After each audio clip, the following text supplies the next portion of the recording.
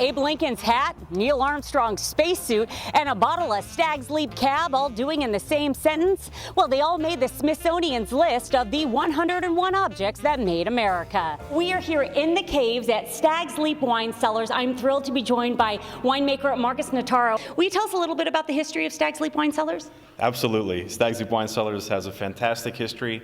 You know, our winery was founded in the early 70s after our founder tasted the homemade wine produced from a vineyard that was the first vineyard planted in the Stag's Leap district, a man named Nathan Fay.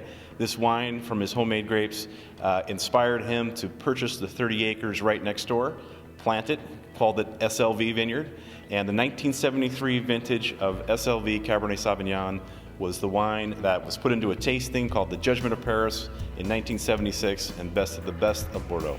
Before, the French were like, American what? Napa Valley what, right? And at that point in time, French wines, whether it be Bordeaux or Burgundy, were really considered the only place to go for quality wine.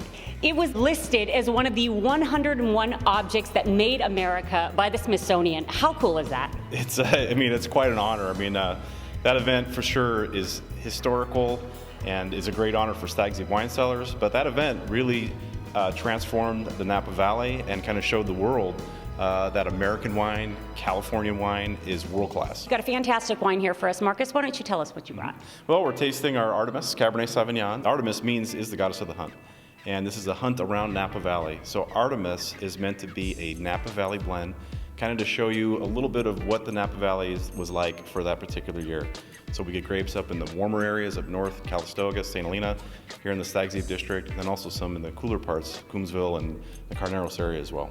How did you guys come up with the name Stag's Leap? This area, back in history, the Native Americans used to hunt deer back here, and there's a large rock formation that forms a V in the Stag's Leap Palisades.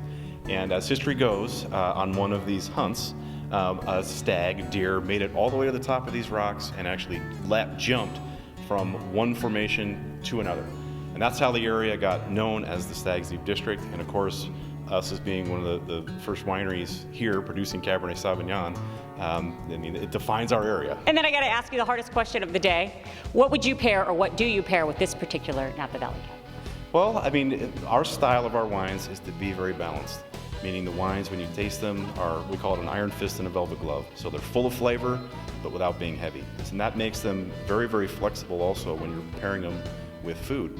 But for sure, beef with Artemis is a great combination, maybe a short rib or maybe like a flat iron steak or something like that. That's some of my favorites. So I have a Game of Thrones wine pairing that I do, and of course yours is for the House Baratheon because they're the stag. And anytime I talk about, Game of Thrones wines on Twitter or whatever, they always go, what about Stag's Leap? You're getting a whole new audience that you might not know about. Wow, that's fantastic. I hope it goes well. Yeah, you clearly don't watch the show, Marcus.